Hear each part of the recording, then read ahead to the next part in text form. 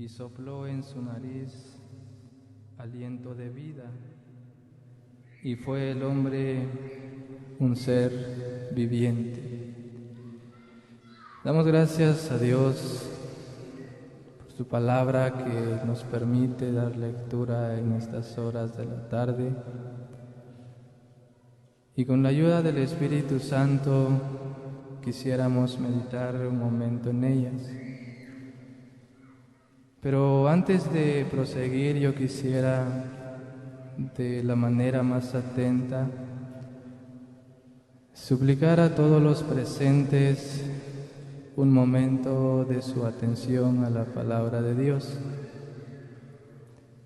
Es cierto, señorita, joven, en algunas ocasiones es difícil colocar el enfoque el 100% a alguna situación. Pero a pesar de eso, yo quisiera suplicarle a que hagamos el esfuerzo de colocar nuestro enfoque a la palabra de Dios en esta noche.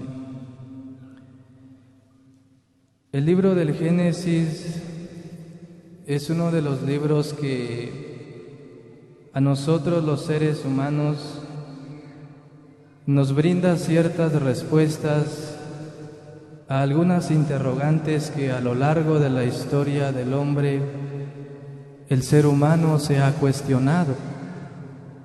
Tal vez usted en algún momento ha oído, hay personas en el mundo secular que ellos se han preguntado y dicho: ¿de dónde proviene el hombre? ¿Qué es el hombre y a dónde va el hombre? Preguntas así el ser humano a lo largo de su historia se ha cuestionado. Algunos han querido responder utilizando una ideología propia. Pero si nosotros llegamos a la Biblia, nosotros nos encontramos que en el libro de Génesis capítulo 1, versículo 27 y Génesis capítulo 2, versículo 7, nosotros encontramos la respuesta a ciertas interrogantes que hemos tenido. Por ejemplo, la Biblia dice: entonces Jehová Dios formó al hombre. Esta palabra formar quiere decir hacer o crear algo que no existía.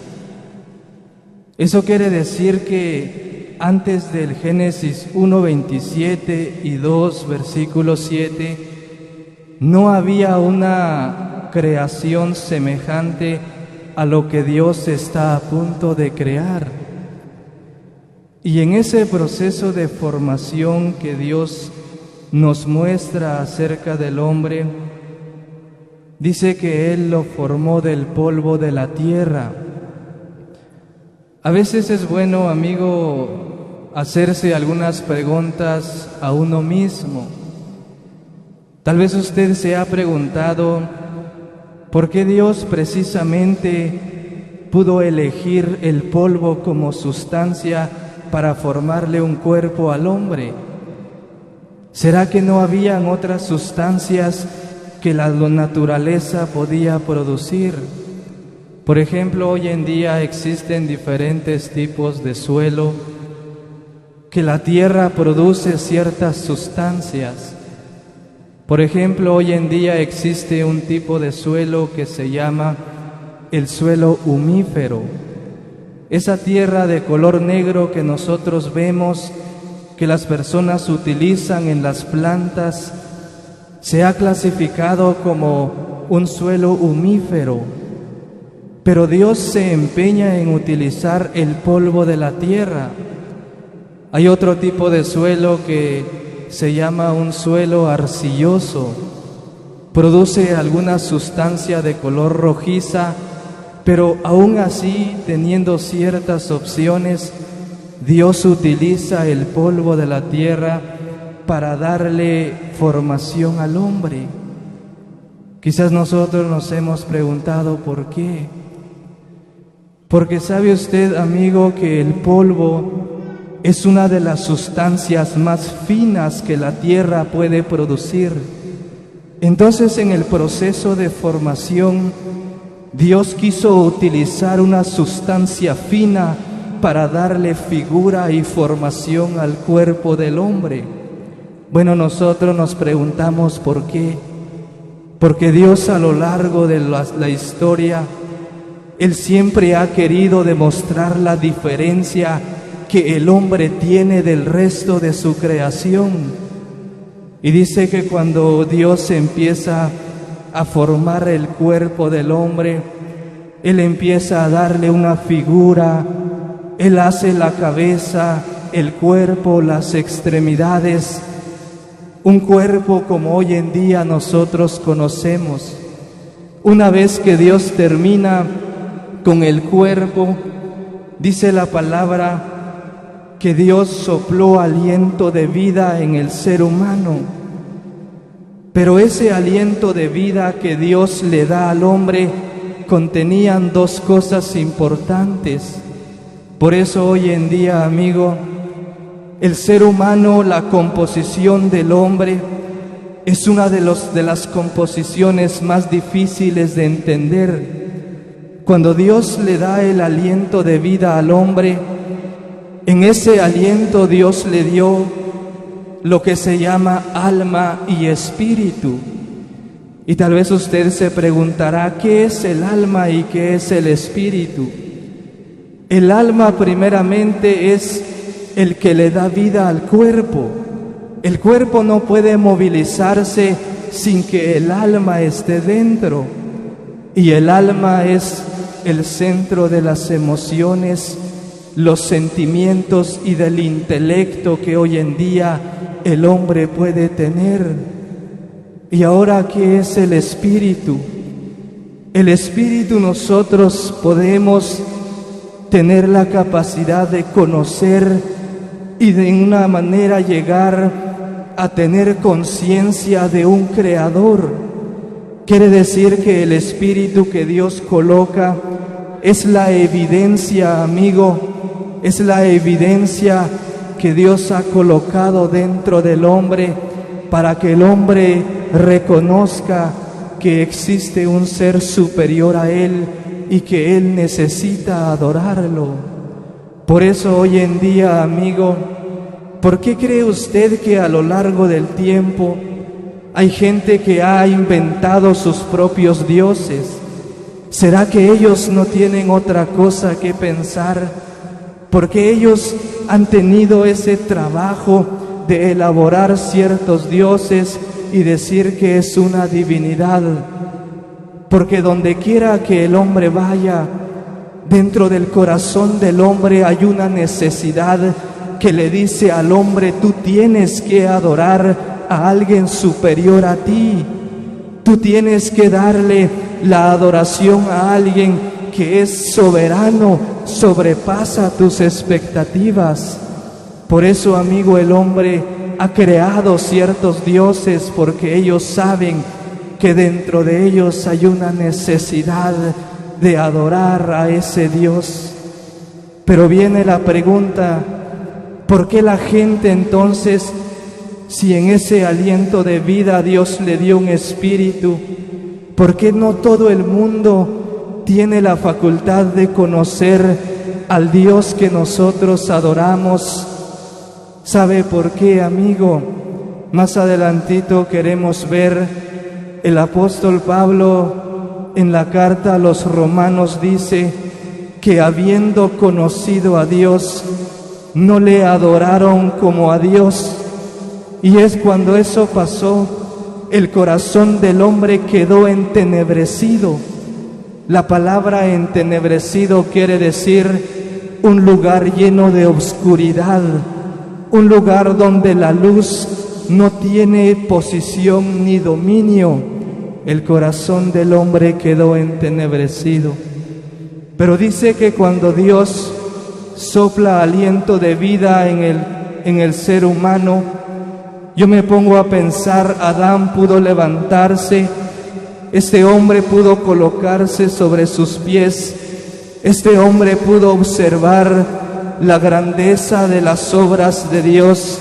Un día, amigo, un hombre llegó a ver, él llegó a considerar las maravillas de Dios, y este hombre dijo: oh profundidad de la sabiduría y de toda ciencia de Dios, cuán insondables son tus juicios e inescrutables son tus misericordias. Allá otro hombre dijo, cuando llegó a contemplar la grandeza de Dios: muchos son, oh Señor mío, las obras que tú has hecho. Cuando Adán se levanta, amigo, él cobra conocimiento, quizás en su corazón, porque él tenía un corazón puro. Él llegó a asombrarse de la grandeza de Dios. Él llegó a asombrarse de lo que Dios había creado. Y cuando eso sucedió, la Biblia nos dice que Dios le coloca una línea fronteriza a Adán, le coloca un límite y le dice: de todo árbol de este huerto podrás comer, hay diversidad de alimento, pero hay un árbol en medio del huerto que tú no podrás comer. Eso queda reservado, eso queda restringido de tus posibilidades, no podrás comerlo. Pero sabe, amigo, la Biblia nos dice que ahí la serpiente era astuta. Nosotros quisiéramos observar a Satanás detrás de la serpiente, que trata de inducir a Eva a comer y a atravesar esa línea fronteriza que Dios había dejado. Y dice que la serpiente persuadió a Eva, él trató de convencerlo, hasta que la Biblia dice que Adán y Eva traspasaron ese límite. Y cuando eso pasó, amigo, la Biblia dice que Adán murió. Pero mucha gente se puede preguntar, cuando Dios le dijo a Adán: el momento que tú atravieses esta línea y tomes del fruto, tú ciertamente morirás. Pero allá un hombre decía: si usted se da cuenta, Adán vivió más de 900 años, entonces Dios no cumplió lo que había dicho. Lo cierto, amigo, es que Adán, cuando él transgrede la ley de Dios, Adán experimentó una muerte instantánea, y esa muerte se le llama una muerte espiritual. ¿Pero qué quiere decir eso? Cuando Dios formó al hombre, había un tejido, había un hilo de comunicación tan sensible entre Adán y Dios. Pero cuando Dios transgrede la ley de Dios, ese tejido tan sensible, ese hilo de comunicación se rompió, quedó rota, amable oyente. Por eso dice que Adán murió, y la palabra morir quiere decir separación de Dios, quedó excluido. Y cuando eso sucedió, hay un atributo que Dios a lo largo de la historia jamás ha violentado, y ese atributo es la justicia. Si Dios le dijo a Adán: el día que tomares de este fruto morirás, quiere decir que serás separado, excluido. Dios cumple su palabra y Dios expulsa a Adán del huerto del Edén. Dios lo expulsa, Dios lo excluye. Y sabe usted, amigo, el huerto del Edén representa protección, representa cuidado, representa seguridad.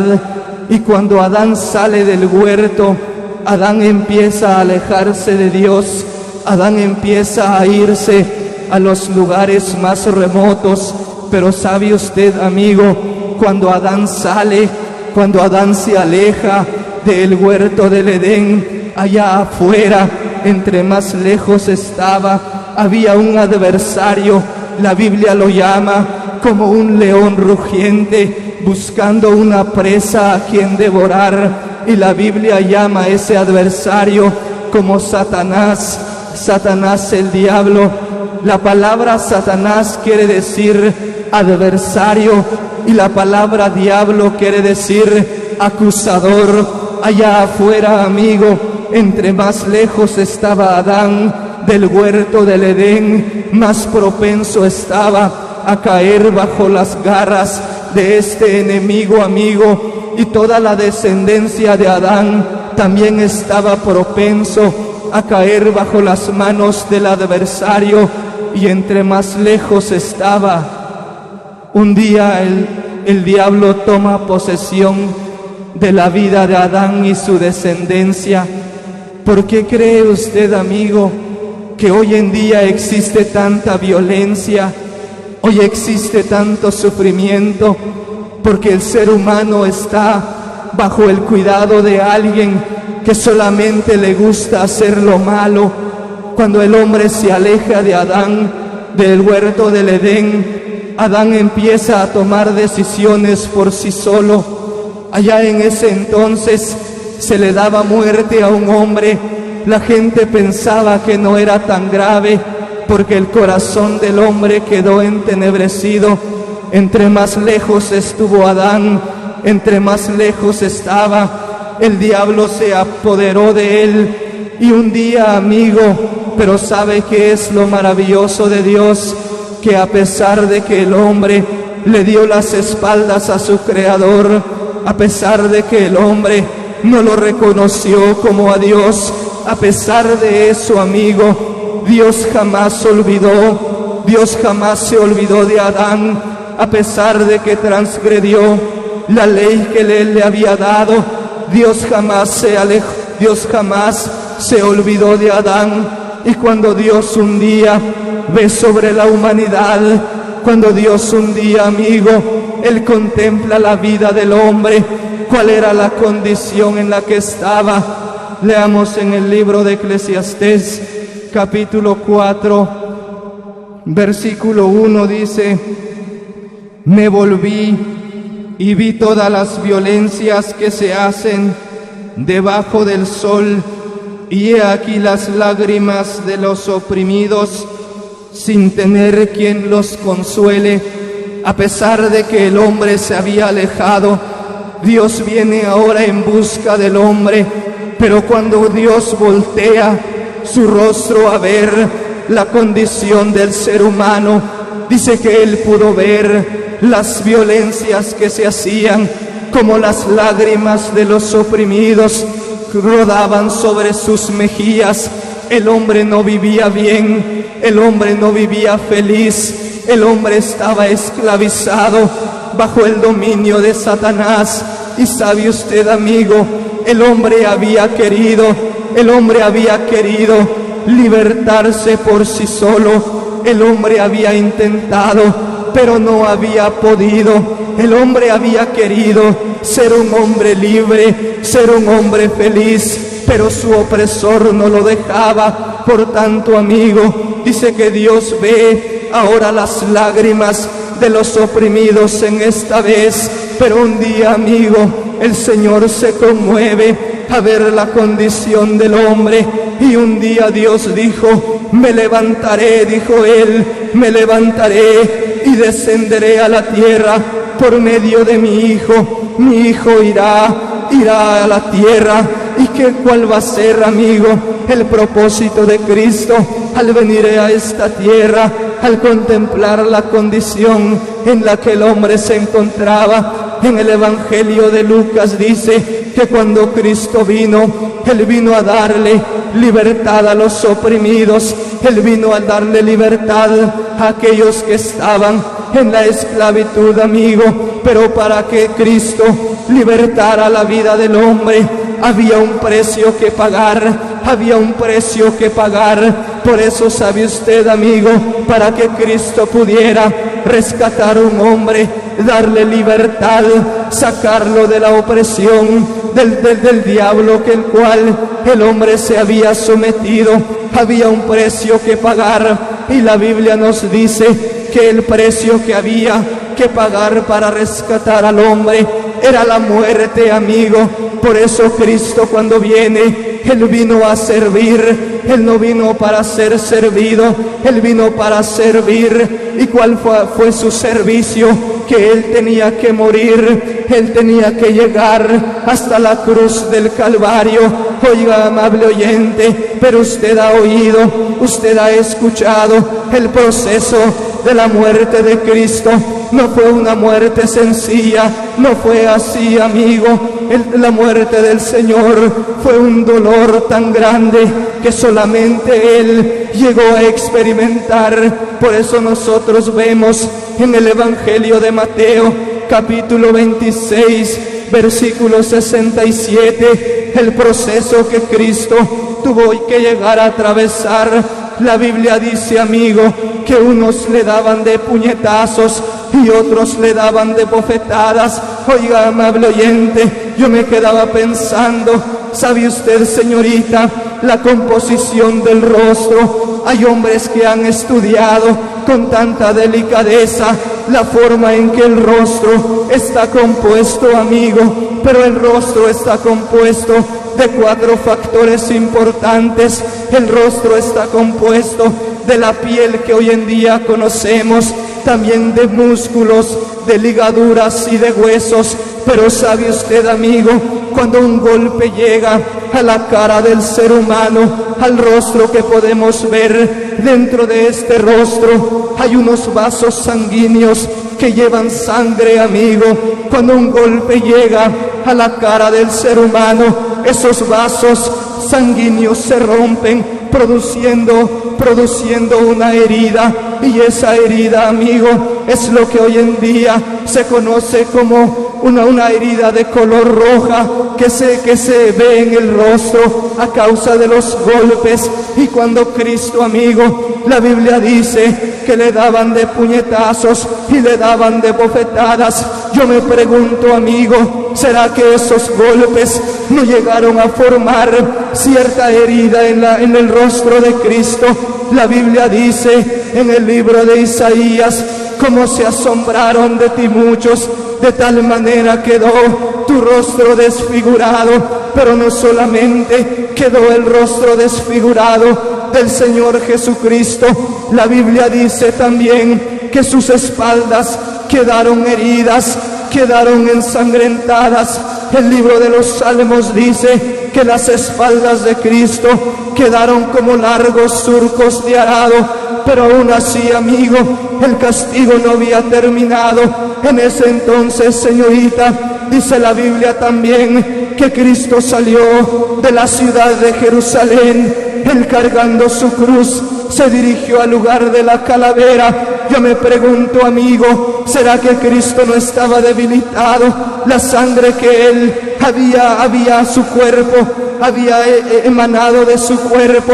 Pero aún así, amigo, Cristo toma esa cruz y se dirige al lugar de la calavera. Yo quisiera que en esta noche usted pueda observar a Jesucristo cargando esa cruz, amigo, dirigiéndose al lugar llamado de la calavera. Yo me quedaba pensando, quizás los pies de Cristo empezaron a temblar a causa del peso de esa cruz, porque ese madero era un madero que pesaba, amable oyente. Pero aún así, Cristo se dirige al lugar de la calavera, y estando Él en lugar del Gólgota, la Biblia dice que ahí fue clavado. Horadaron mis manos, horadaron mis pies, dijo Él.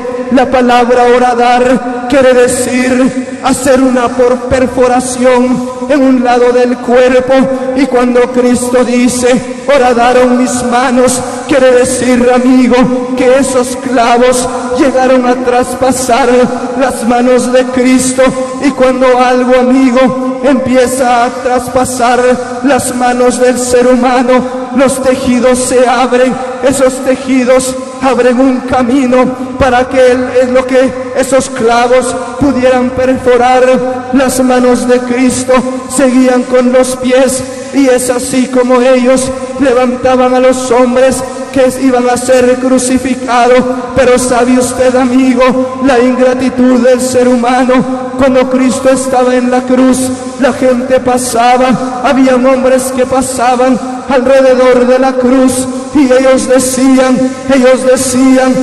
pasaban meneando la cabeza. ¿Y sabe usted qué quiere decir cuando alguien pasa meneando la cabeza? Eso es señal de decepción, amigo, porque él había dicho: yo tengo poder para poner mi vida y para volverla a tomar. Pero la gente pasaba, ellos se burlaban y decían: ¿cómo es posible? No te puedes salvar a ti mismo si habías dicho que tú pones tu vida y la vuelvas a tomar. Es que sabe usted, señora, cuando Cristo ve, y él dijo: me volví y vi todas las violencias que se hacían debajo del sol. La mirada de Cristo estaba a libertar al hombre que estaba toda su vida bajo la esclavitud, que había querido librarse, pero jamás lo había hecho. Si Cristo hubiera descendido hoy en día, amigo, no habría libertad para el hombre, porque el opresor aún tuviera posesión sobre el ser humano. Pero nosotros, por eso, nosotros a Dios le agradecemos, amigo, porque Cristo tanto era el amor hacia el mundo, que a pesar del desprecio, a pesar del que los hombres pasaban en señal de decepción, Jesucristo jamás tuvo la intención de bajar de la cruz, amable oyente. Y cuando la palabra dice que a la hora tercera, amable oyente, alrededor de las 9 de la mañana, dice que Cristo estaba aún en la cruz, y él dijo: Dios mío, ¿por qué me has desamparado? ¿Sabe usted, amigo, a lo largo de la Biblia, una de las pocas veces, y podemos decir la única vez, en que Cristo le llamó a Dios amigo, no diciéndole Padre, sino él le dijo: Dios mío, ¿por qué me has desamparado? Fue una de las veces, porque él estaba ahí en lugar del pecador. Y a la hora novena, Cristo dijo: en tus manos encomiendo mi espíritu. Y él entregó el espíritu, amigo, él entregó la vida. Pero cuando él ya estaba muerto, un soldado tomó su lanza y tomó su lanza, la introdujo en su costado, donde al instante salió sangre y agua, y Cristo fue bajado y él fue sepultado. Pero al tercer día él resucitó, amigo. Por eso hoy en día el opresor ha mantenido su dominio sobre el ser humano. Pero hoy en día aquel hombre, aquella mujer que llega rendido a los pies del Señor, él tiene el poder para libertarlo. ¿Verdad que sí, amigo? Usted ha querido librarse del dominio de Satanás, pero no lo ha logrado. Usted ha dicho: amigo, de hoy en adelante yo quiero ser alguien diferente. De hoy en adelante yo quiero cambiar de vida. El estilo de vida que estoy llevando no es la correcta. Usted le ha prometido a sus familiares, amigos, a sus seres queridos, ser alguien diferente, pero no lo ha logrado. ¿Sabe por qué, Señor? Porque usted no puede librarse por sí solo. Por eso Cristo tuvo que morir en la cruz, para darle libertad a todos aquellos que estaban bajo el dominio de Satanás, amigo. Por eso hoy en día existe libertad para el ser humano. Aquel que llega a los pies de Cristo, Cristo le promete libertad. Cristo le promete una libertad, amigo. Y cuando el hombre llega, la sangre que Cristo vertió de su costado le limpia al ser humano de todos sus pecados, y toma los pecados del hombre y los lleva a las profundidades del mar, oiga, amigo. Y él jamás se acuerda de los pecados que el ser humano ha cometido. Por eso, amable oyente, usted en esta noche quiere salir bajo el dominio que toda su vida usted ha estado. Usted ha servido a un amo que ni siquiera se ha dado cuenta, pero ese amo, amigo, jamás le ha tratado bien. Al contrario, le ha traído sufrimiento para su vida, pero Cristo en esta noche, Él le promete libertad, Él le promete liberación, porque Él ya murió, Él ya pagó el rescate para darle libertad al hombre. Por eso en esta noche nosotros, amigos, le suplicamos que usted tenga su atención debida. Vendrán 2 mensajes más, y el deseo que Dios quiere es que usted entienda el deseo y el propósito de Dios. Y cuando usted, amigo, decide aceptar a Cristo, la sangre de Cristo que vertió de su costado le limpia de sus pecados. Y que Dios bendiga su palabra.